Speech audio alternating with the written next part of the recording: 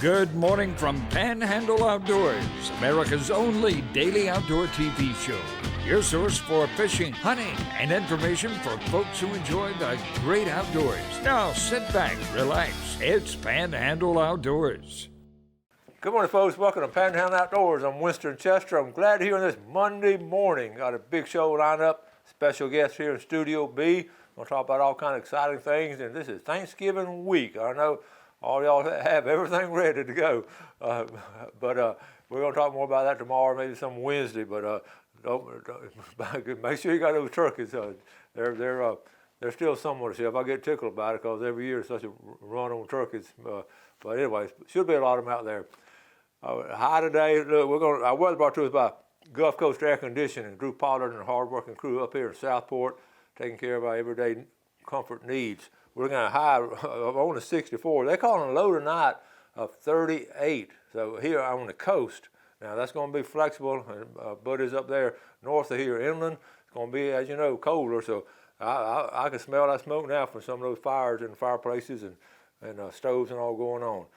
Monday moon forecast brought to us by Mountain Dew. On the outdoors of Mountain Dew. I call it a forecast. I don't guess a moon forecast. It's just the actual stage it's in. As you know, we had a beautiful full moon last Thursday night. It was just gorgeous. Last week's weather was just something else. Now, the new moon is going to be, it's going to start waxing now. The new moon, it's waning now. And the new moon will be December the 4th. And then it'll start waxing back up for the December full moon about 2 weeks after that. Right around Christmas will be the full moon of December. We'll talk about that more. But right now, it's going to, the nights are pretty dark right now. Tide chart brought to us by Kent Forest Lawn. We're looking at good tide today. The low tide is at 9:01 and the high tide is at 10:23 tonight. So this morning is low tide. And listen to this. I just checked on the National Weather Service. The wind they're predicting at 21, coming out of northwest at 21. Folks, that's strong. And what that's going to do, and all that water up in the northern part of the Bay System, we talked about it before, it's going when that low tide starts going out, it's going to keep pushing it out. You're going to have a lot of exposed shoreline, and which I always enjoy, because a lot of times you go along and sort of clean things up and make sure everything's sort of set up around the dock and all. So that's what we're going to see today all along the Bay System throughout the Panhandle with that strong northwest wind. All right, let's take a break and we'll be right back with our special guest. Welcome back, and look who's here this morning, Daniel Cole. Good morning, bud. Good to Welcome. see you. We're talking about getting turkeys and everything ready, and you brought up a good point for outside talking a while ago. A lot of times these holidays and Christmas and Thanksgiving sort of sneak up on us. They you sure were saying do. that. Yeah, they sure do. Sometimes we'll be scheduling out, and people are like, "That's so and so day," and you're trying to schedule a survey. So. I've always, husband's been unfairly accused and sometimes justly accused of, oh no, honey, it's Christmas Eve. Let me run down and get you something. That's not true most times. It's always been a joke. Guys just seem to get, like you say, so busy with not just working all, but the hunting, the fishing, and trying to run around, and it happens a lot. Right. Okay, speaking of what's hunting and all, you were telling me about a crossbow. You've gotten yourself a crossbow now. Yeah, because of my old rodeo injury with my shoulder, I can't put as much on. When the Matthews McPherson Monster first came out, I bought the very first one that come into town. Okay. And I shot that one successfully for several years, but I just can't pull a 70-pound bow anymore. Mm-hmm. So I went down to C&G and chatted with them down there, and I got a new Raven crossbow, which I've never had one before, and I think the third trip out, I got my first doe of the year. No kidding. Yeah, I was pretty stoked about that. Okay, and, now did you practice a little bit ahead of time, get some targets? You need to, yeah, I did, and I will tell you what you'll find is everybody tells you that broadhead flies like a field tip. Don't believe it. Be sure and take your broadhead and shoot it when you're practicing, even if you have to destroy a couple of them just to know where you're hitting, because that's a lot of hooey. A straight little point and something with wings will never fly exactly the same. You know what a great tip and what a great point right there. Speaking of tips, because the aerodynamics of that broadhead going at that speed, and I really haven't given it that much thought, but Exactly. And it's worth losing a couple broadheads, like you said, Sure. if you're shooting at something you want to take down in one shot. Because when it's right, I mean, it's like shooting a rifle. And Okay. that's how this one was. It's 41-yard shot. When it hit, I used those Rage twin blade models, and buddy, they just do a job. That thing sliced through there, and all you could hear was bone breaking. And So you were about 41 yards, you said? yeah, And shooting when from you a blind. when you practice, what distances did you practice at? I did everything 240 yards, and the reason for that is you'll hear a lot of information about how crossbows, they're shooting 100 yards. They are shooting 100 yards, but what they found is the sound of the release, the click. Yes. Within 50 yards, the arrow will arrive before the deer hears the click. At 60 yards, the sound will arrive before the click, before the arrow gets there, and they'll move. I did not know that. So Interesting. that's the important thing. So within that 40-yard range, one, you got a better chance of a good clean shot, good ethical shot. Yeah. Because bolts are light and they're short, they typically drop off on energy and speed relatively quickly. And so you stay in that, it's just like pointing a rifle and shooting. You try and go past that, you're risking wounding in it, which to me, Yeah. that's the I hate that when I I've not done my job and something happens. It happens to all of us, I know but it. when you don't make the best shot, that's the worst feeling in the world. So What a good thing, what an ethical thing to do, and that makes so much sense and all. And the crossbows are just becoming more and more popular now. they are. I know my daughter Wendy, that's what she's shooting now. She loves to hunt, but with the time, talking about time and all, she don't have a lot of time to do it like she used to, but she loves shooting a crossbow. And a lot of females are doing that now because, like I said, they can't pull it back, it's just harder. Well, and those of us that are getting older that I know. have our old injuries, That's two they kind of strong plague us. categories, old folks and ladies. That's two strong categories now. A lot to be said for that. So you've had your game cameras up and Yeah, had some great stuff going and coming. I like to get a doe early because I just enjoy that meat better. It's easier to clean. It's easier to, everything about it, and it just typically you don't have any of that testosterone smell or anything. Yeah, That gets worse as you get into the rut, but the early part, the does just are cleaner to me, and I just like the taste better. So love having Daniel come on, but he brings up all these little points and all. Sometimes we don't get to cover, and talking about the 40-yard, the sound and all that. Good point. And I've heard this over again about a lot of outdoors and like the doe meat better. It just has a little bit of texture and all to it. And, so that's an interesting point. But talking about game cameras, in fact, I don't know if you heard a little beep while ago. That was my spy point. Sending some pictures in, and my game cameras. We're talking about seeing a lot of raccoons and a lot of turkey. Are you seeing a lot of turkeys in here? I've got about 16 turkey. They're like just walking hoovers.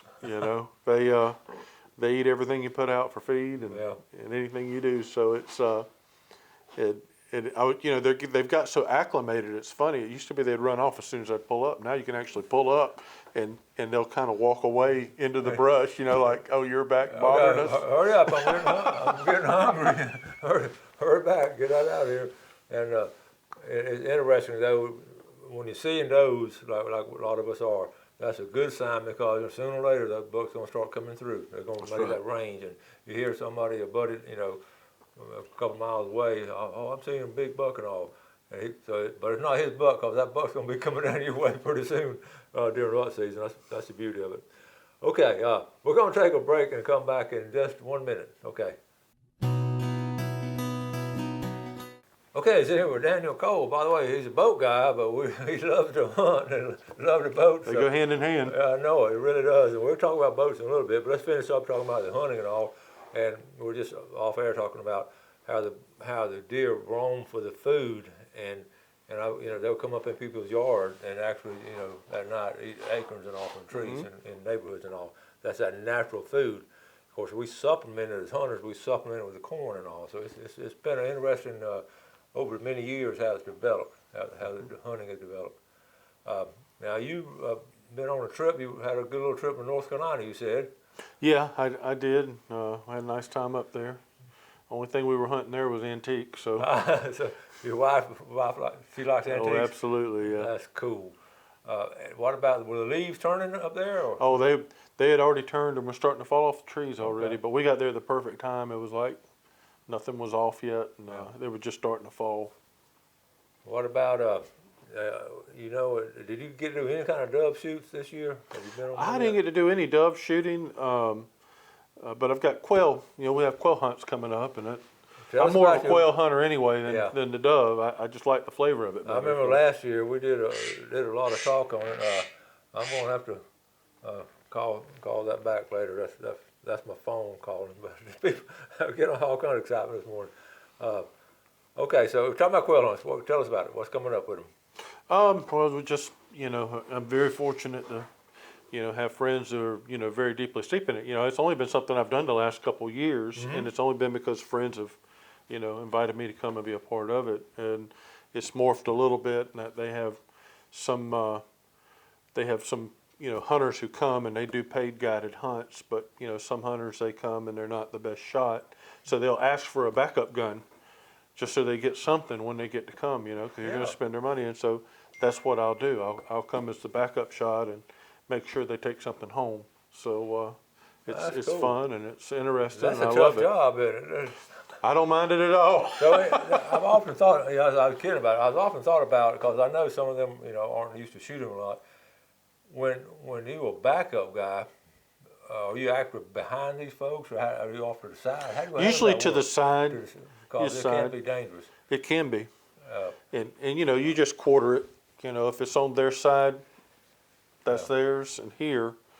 But you know, you never know which way they're going to go. And even if they miss 5 of them going this way, you know you're going to have at least another 5 going this way. So however many birds, you know, you get into, then they'll get half of what they saw anyway. I'm If we're glad you brought fortunate. that up, Daniel. The closest I've ever come to being shot was on a quail hunt.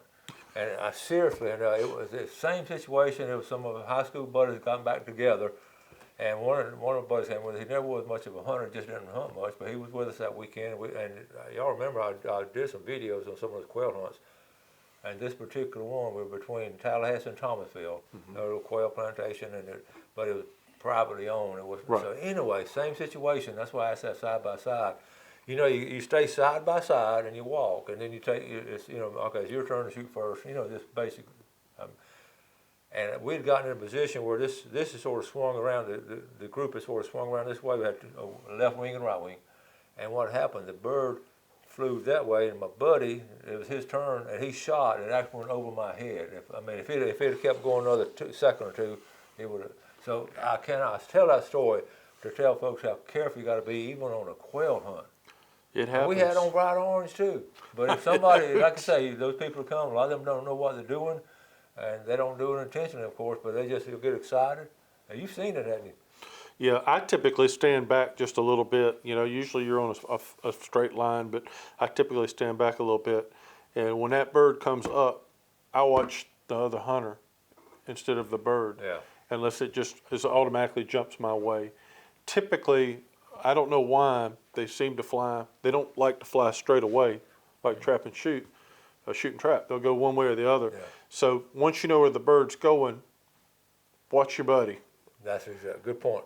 And then Yeah. if you see the bird cutting out, then, you know, and if for any reason someone lets off a shot and it's on your side, you need to stop everything and have a very serious talk right then Yeah. about who's fixing to go sit in a truck, because Yeah. you can't take that back. No, sir. And And of course, the beauty of it all is watching those dogs. I love it. Just watching those dogs, and I know you've talked about it I before. can't believe the energy they have. Wow. Them German short-hair pointers are just like I know. like fiddler crabs running around. I had a good friend, Wilbur Miller, I know from the defense company. He just went on a pheasant hunt about 2 weeks ago, and he was telling me about it. Have you been on one of those? I've been invited to go on my first one coming up the first of the year. Awesome. So, That's on my bucket list, they had a ball. There's a group in Panama City to go, and they invited him to go this year, and they went about a month ago maybe. Well, fortunately, it's the same friends that got me involved with the quail hunting. And you but know, it wasn't all that expensive. No, it's really, not, it's really not that when you get a group of guys going. And they take 5 guys, they'll go to Kentucky, and they'll kill over Yeah. 100 birds. wow. They'll go pheasants and chuckers. Yeah, yeah. And You know, their trip, I want to say, was to Iowa. I'm thinking it was in the Midwest. It was a good drive. They spent that part, about a 13-hour drive. But that's on my bucket list for maybe next season. Look, we're going to take a quick break. Come out. Let's talk about boats a little bit. Okay. We'll You take a got it. break and we'll be right back. Okay, welcome back. So here with Daniel Cole. We've got some interesting boat stories. But first, let's take a look at our fishing game time brought to us by Blue Water Outriggers in Port St. Joe. We're looking at 12:46 to 2:46 this morning and this evening, 1:11 to 3:11. But be careful with that wind blowing. Don't get too far out of there. You were telling me about the boat situation. Let's share this with our viewers. This is really good information. well, just be very cautious. We're still, I've mentioned it on previous shows, there's such a shortage of boats right now that what is available for sale is just becoming more and more questionable. If you're looking at buying a boat, I don't care what size it is right now, you need to be very, very careful. Do due diligence, have it surveyed, and go over it thoroughly, because we've had a record number of boats in the last couple of months that we've surveyed that, were represented as turnkey and pristine, and they were not. And that's just a warning. I mean, Yeah, and you got unscrupulous people in any kind of business, but you're getting down to a point where you got people just trying to make a living, pay their bills, and because of that, they may want to fudge the truth about what the quality of their product is. So just be really careful. And that's sort of running rampant with the dealers now, sort of. Well, some, and wow. we won't name any names or nothing because, like I said, they're just trying to make a living, but you got to just really be very careful because, supply and demand. Yeah. When you have a big supply, then you can demand top quality. When all of a sudden you don't have a supply, then the quality demand diminishes because you just are dealing with what's available. Right. And what's available right now is what's really a good purchase on boats. That's kind of slum right now. Well, Pay close in other words, attention. do your due diligence as far as research. And the folks the guys I know that have these dealerships, I know some local guys who are stand-up, reputable guys. I don't Absolutely. think that's not happening in those places. But if you go to places you're not sure of, Right. Really check it. And especially if you're dealing with a private individual selling the boat, Oh yeah. because no one will ever tell you a story about a boat they're selling, will they? Yeah. And you mentioned about the foot. A lot of times you can't tell what's going on inside that foot. Yeah, corrosion issues and stuff. You really have to be careful, and sometimes it takes a sharp eye to see that.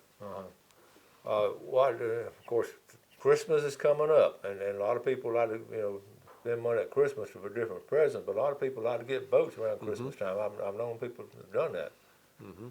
So even the new boat prices is there a shortage on new boats like there are new trucks and cars? There's still a shortage. Yes, very much so. Is it on the motors or are they just making the boats? Both. It's on both. You Really? get sometimes they can get a load of boats in, but there's one gentleman downtown with a dealership. I was speaking with him the other day, and he said they got new boats in, but they can't get them an engine to put on it. And I know for a while, I don't know if he still is or not, I know Bubba Hart was having a hard time getting in engines as well. Yeah. So, And it's not they're having to wait in line.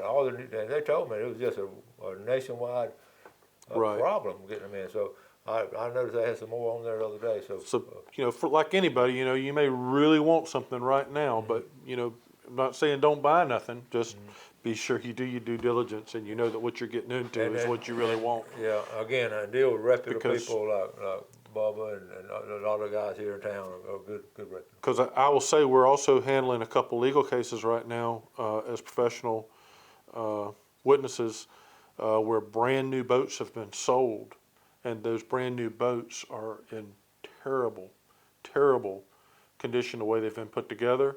And unfortunately, with boats, unlike cars, boats do not have a lemon law in the state of Florida. Really?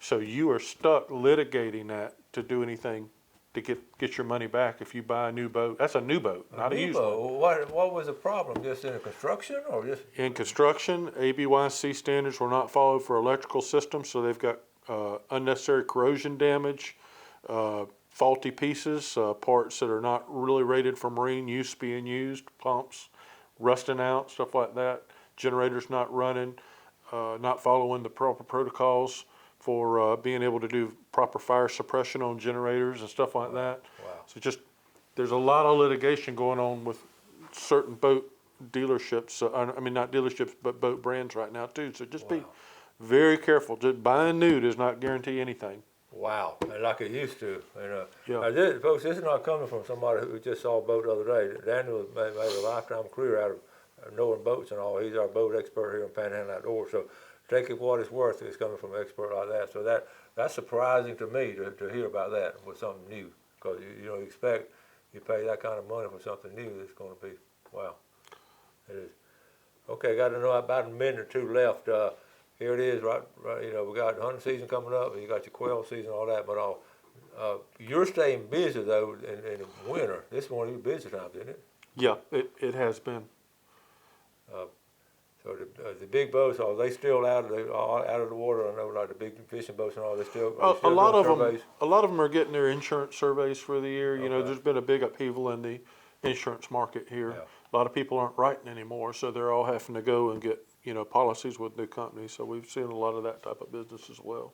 Do they have to get insurance once a year, or does it? No, not necessarily. It's just that, you know, a major company or two have just quit writing in the state of Florida. So it's forced a lot of our local guys to have to jump through a bunch of hoops to get to wherever, you know, they can get insurance coverage. And we've been able to help a lot of them. And we'll, you know, if you need help, we'd be happy to help you as well.